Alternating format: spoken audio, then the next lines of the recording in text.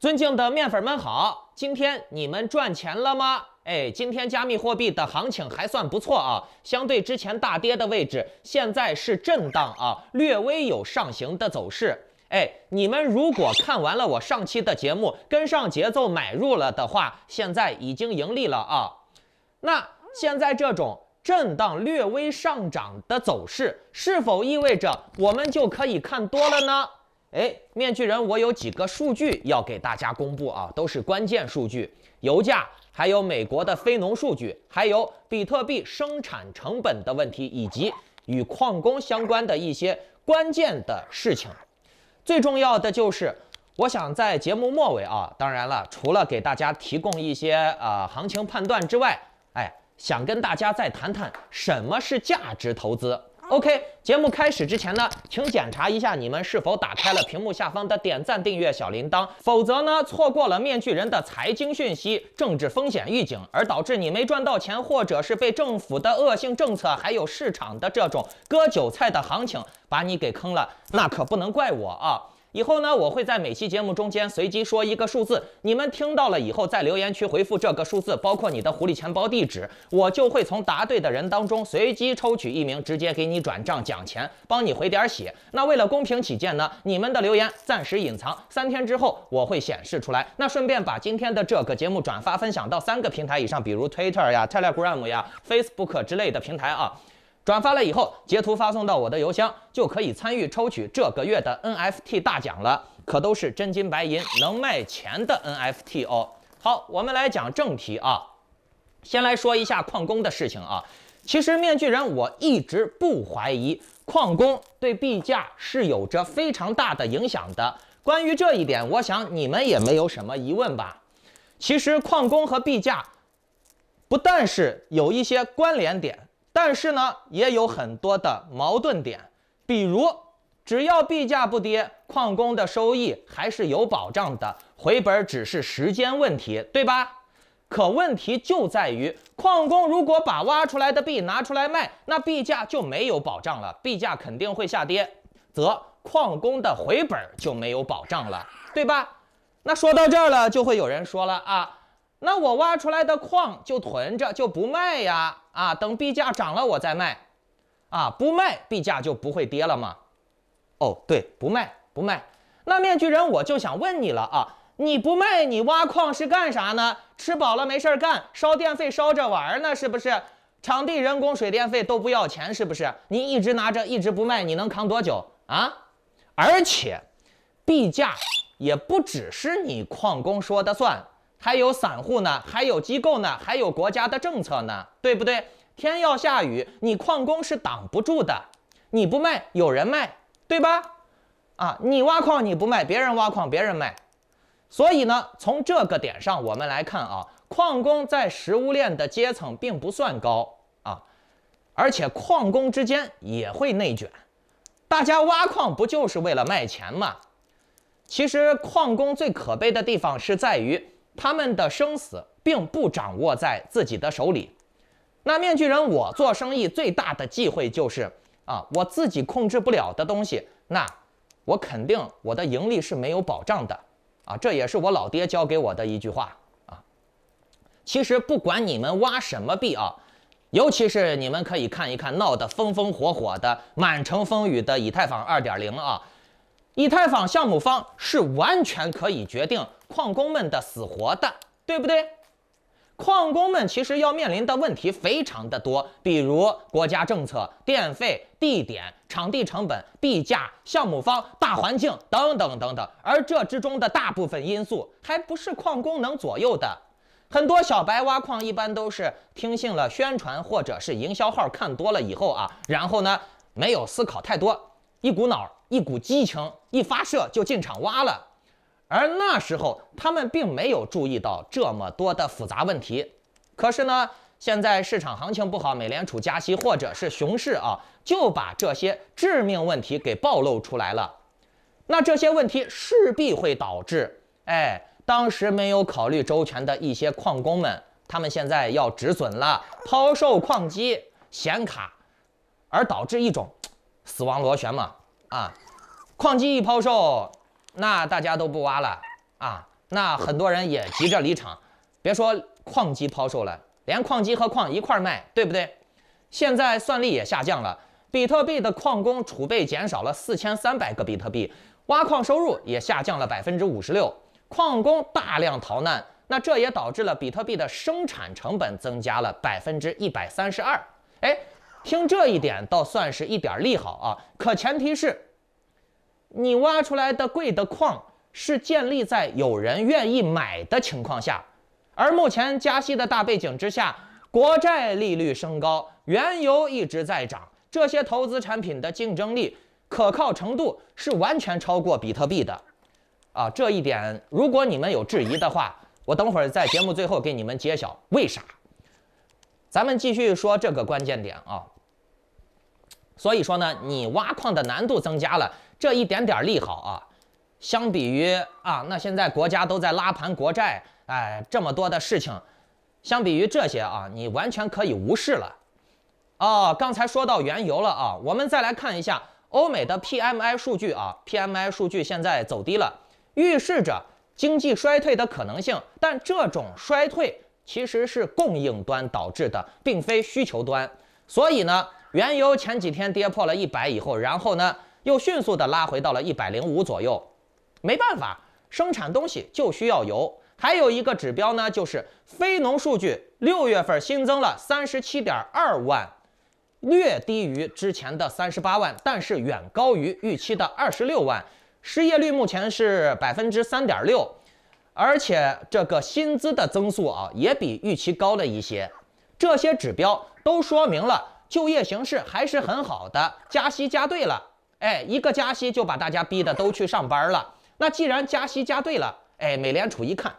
加息现在看来影响不大嘛，那我们就继续加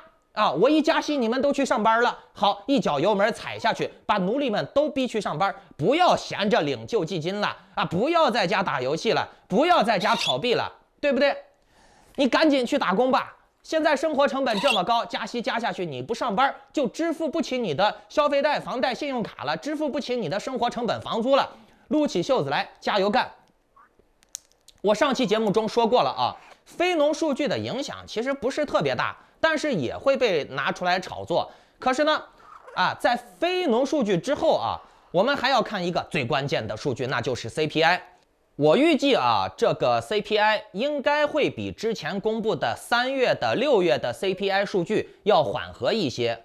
毕竟已经重锤加息了好几波了，对吧？而且呢，粮油大宗的价格也略有缓和。还有一个关键点就是中国的大封城已经缓和了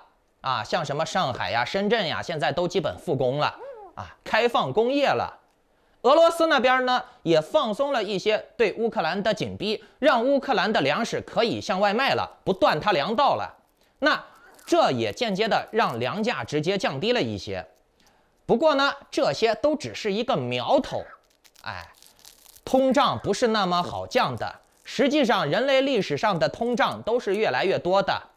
而政府所谓的控制通胀，其实是控制老百姓的钱包，以满足政府财政而已。美元指数在高位，国债在高位，才是他们想要的。目前仅仅从什么油价、粮价有所缓和，美联储因为继续加息可能会导致经济衰退，所以呢，就可能会不加息或者少加息了。所以这就是利好了，或者是这个月加息加了以后，下一次加息可能就不加了或者是少加，所以呢也是利好。这种阿 Q 精神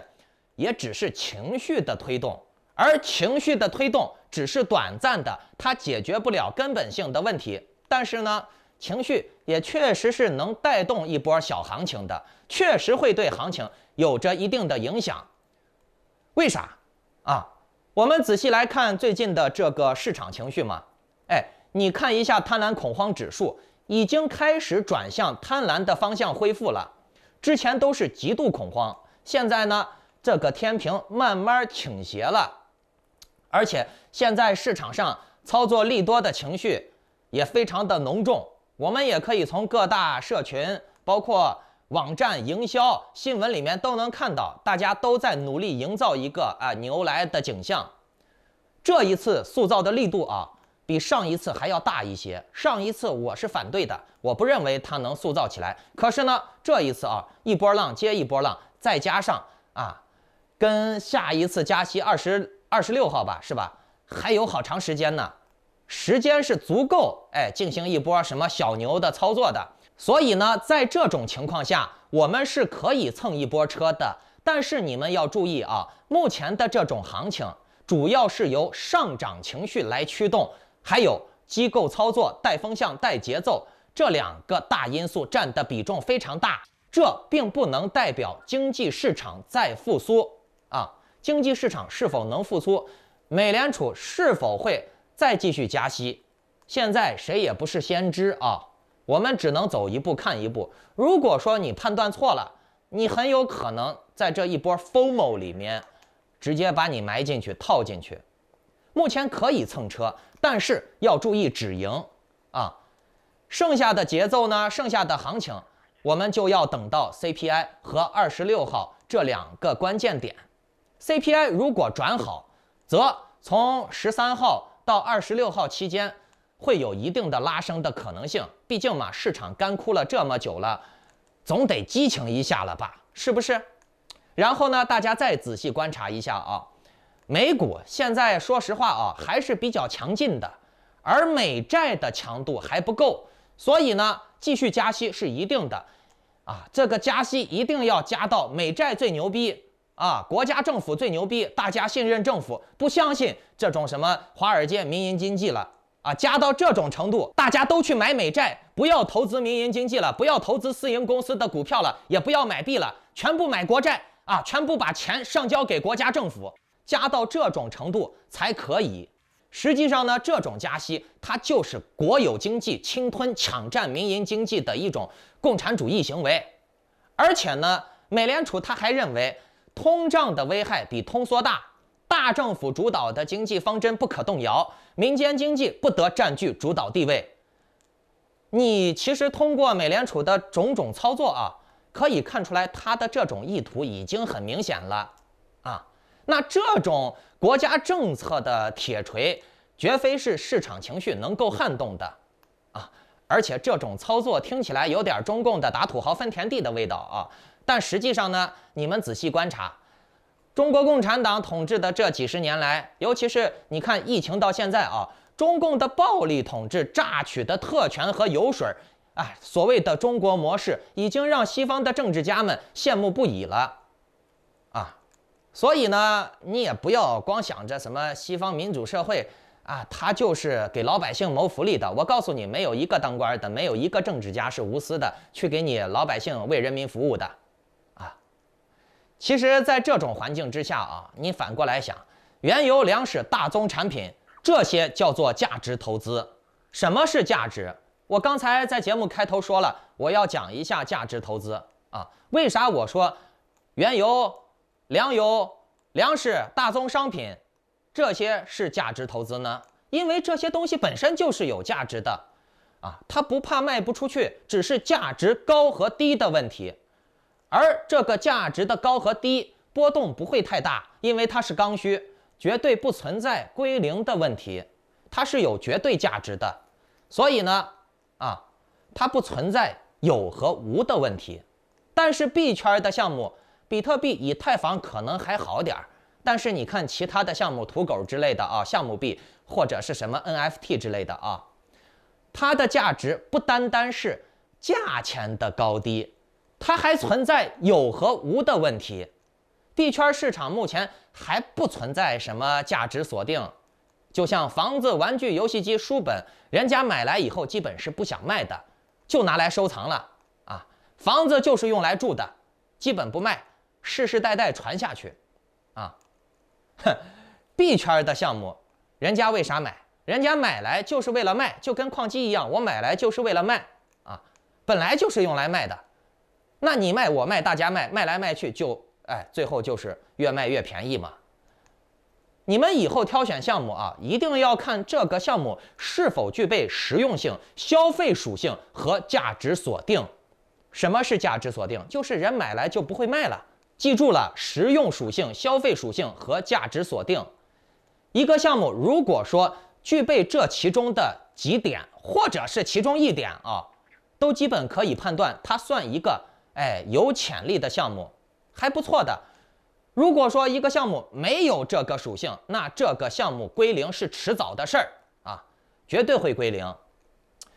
作为业内人士啊，面具人我只能告诉你们一个非常残酷的现实，那就是99%的项目方他根本没想做生意，他们从一开始设计这个项目的时候，他们只想着撸一波就跑，怎么去摆脱自己的法律义务，怎么去